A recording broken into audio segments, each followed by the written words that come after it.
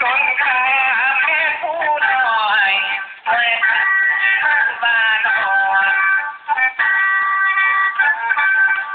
ป่าแค่เป็นป่าลันพิพัฒน์ใส่ขันมานอนป่าไปโตไก่สันเอาขันมาคิวผิวเหี่ยวก็กลายมาเป็นตา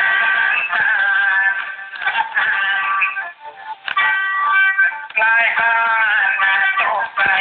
สาวเพียงมาคอยมาอ่อนคงเพียงก็สาวเพียงไม่ตาจนลาใจอ่อน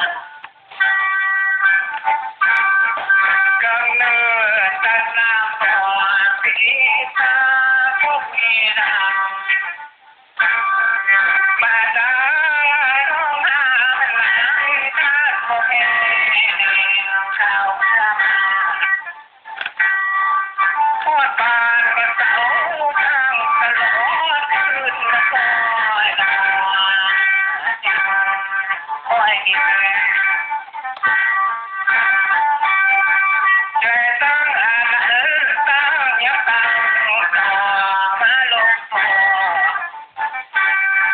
และแม่ที่นอนกระหนาวที่มันหาเลิศละครมาโปดพอข้าปล่อยสามมันก็ได้เต่าย้อนมาเพียบอยู่บ้านที่ขอข้าแต่แผลต้นตะเกีย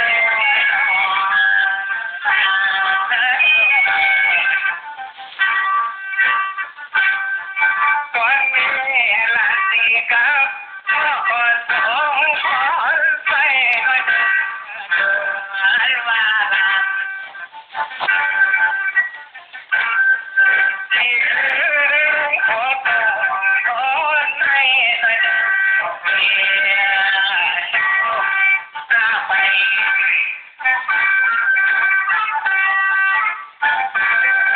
เมื่อเจ้าดีจะได้ถือฟ้าฟ้าจะได้ถือฟ้าก็น่าลูกอาบานจะตายจะตายผู้ชายคอยหน้าคือกับฟ้าจะใจน้ำแข็งหน้าแข็งหน้าจะได้เห็นความละคอยฟ้าป่าแปรความลมไม่เป็นปองตกหา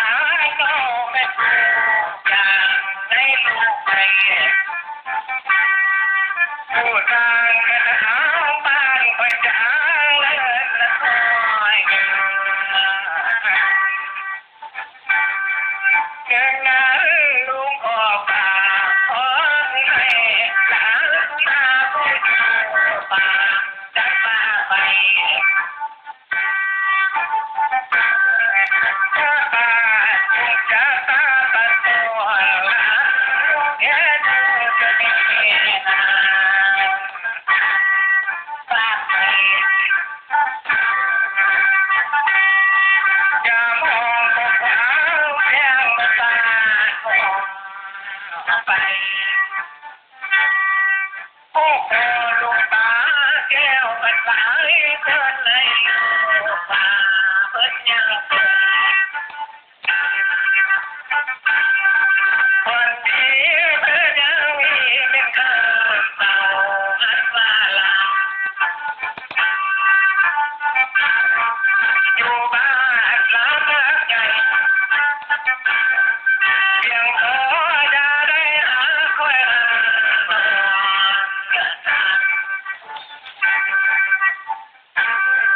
อยู่เล่นสู่เพียงตาถึงเพียงใจจะได้คนจะได้บุญ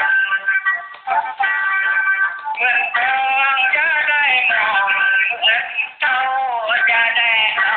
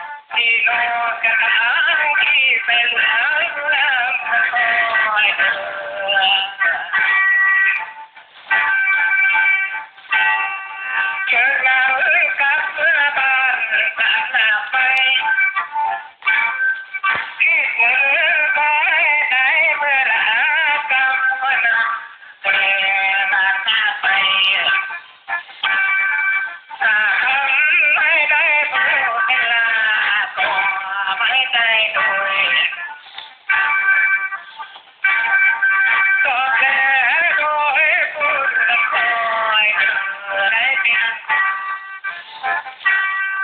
เป็นนายเลิกให้อาอันใดใจดังความปรารถนาจะแต่ข้างสถานได้ไม่กล้าตามการเดินอยู่ทางป่าสบายบ้างมันอยู่ที่ตะวันมาหอดวันนี้เวลาก่อนเป็นมาก่อนมาเรื่องมาจะคิดของคนใส่ลาล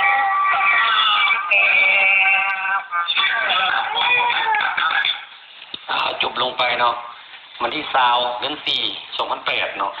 ขอบใจพ่อลูก